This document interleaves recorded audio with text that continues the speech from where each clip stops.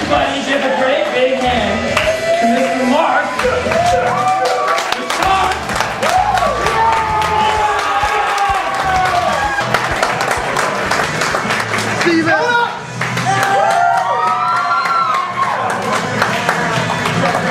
What's going on, everybody? Thank you so much for all coming out tonight. I can't thank you enough from the bottom of my heart. It means the world to me. Thank you. Okay, so let's get this shit started. So, if I have learned anything from the past year and a half of living in Canada, it is this. I have learned that under no circumstances do you ever watch a gold medal Olympic hockey game with your Canadian friends. Because you will have more shit said about you than Tiger Woods at a women's rights convention. What, is he here? Fuck him! Who gives a fuck? Oh man, oh god, don't even get me started. The minute Sidney Crosby hit that game-winning goal, turn off the lights, break out the Vaseline and the duct tape just as the rape commence. Holy fuck. Oh man, and you know, I hate technology because now, introducing the text message which allows your friends who aren't even there to insult you. And if you don't mind, I'm going to read for you some of these text messages.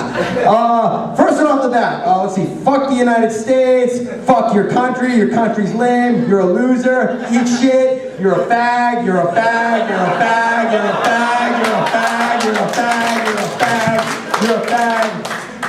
Seeing the American team get the silver medal was funnier than anything you've ever done on stage.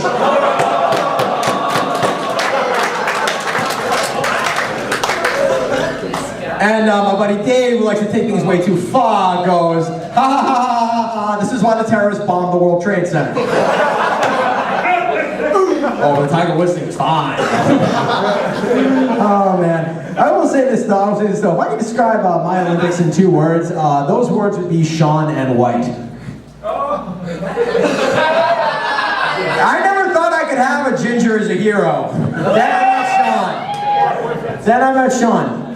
And I will say that, oh my god, the minute he hit that Mick twist, and he took off his helmet, his long, beautiful orange hair slowing in the background, for that 5 seconds I'm like, I am fucking gay.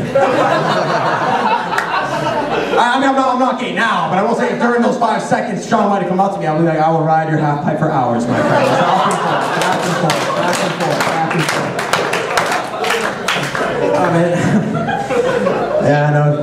That was my America. That was my highlighting the Americans in the Winter Olympics. So I will say this though, going back to America, it's been kind of weird because I will say this right now, I'm gonna miss you guys very, very much. I hope you do know that.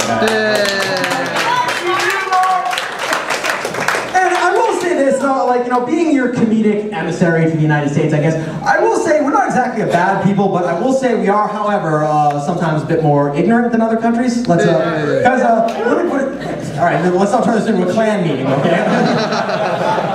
I will say this though, I'll go back home and I'll tell people ask me, so where do you go to college? I'm like, oh, I go to college in Canada. And they're like, oh, you go to college in Canada. Do you have like, buildings up there?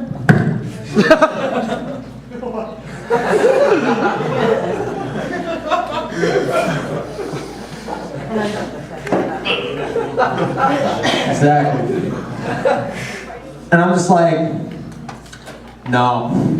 I go to school in an igloo. I take a dog sled to class. But from the way you think, buddy, do you live in a trailer? Idiot. So in other news, I have a friend of mine who's a vegetarian and I want to slap her in the face with a fucking brick for it. Not because she's like one of those, I'm a vegetarian, I don't eat meat, it's my own personal choice, and I respect yours. No, I mean she's one of those picket sign waving, activist, will stare at you every time you eat a cheeseburger, like you're the mom who knew she was getting molested when she was 6 by her uncle, but chose not to do anything about it, like that kind of vegetarian. And then she'll try to pull this one on me. She'll say, well, it just makes me healthier than you. I'm like, sweetie, no offense, but you've got brown teeth, your ankles are swelled out to here, and your eyes are sunken. It just means I look healthy. I'm like, no, sweetie, it means you look bulimic. Like, that's not attractive. Like, certain things girls think are hot aren't hot. Like, I'm sorry, but I am not into it. I do not like girls who are into spray tans.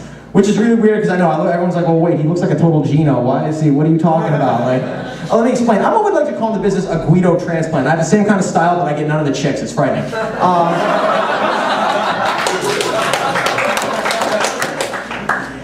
And like so they'll say it makes you look hot. I'm like, no, it doesn't. It makes you look ridiculous.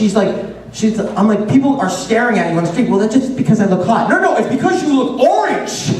If I saw a giant carrot walking down the fucking street, I'd stare too. Seriously, if I saw a corn cob on parade, I might take a picture. Like, I will say that I really can't talk about chicks or anything because I, like, as most of you know, I'm not exactly what you call like the quote-unquote ladies' man, I guess. And I'll tell you why. It's mostly in the way that I look, and it's not the fact that I look ugly, but I think it's more so the fact that I kind of look like a fucking rapist a little bit.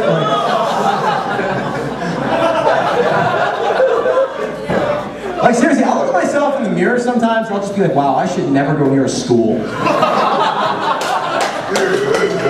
Or Victoria's Secret, for that matter. Like seriously, if you ever see like the cover for the movie Knocked Up, it's basically, if you've ever seen it, it's basically Seth Rogen's face on it. With, you know, it's just with the caption, could you imagine if this guy got you pregnant? And people see that and they're like, oh, Seth Rogen's gonna be a funny movie. Now you keep that caption, but you swap out his face for mine. People look at that and they're like, oh, that's gonna be like a special edition of like Dateline Real American Horror Stories or something right there. Hey, ladies and gentlemen, I want to say thank you so much for coming out tonight.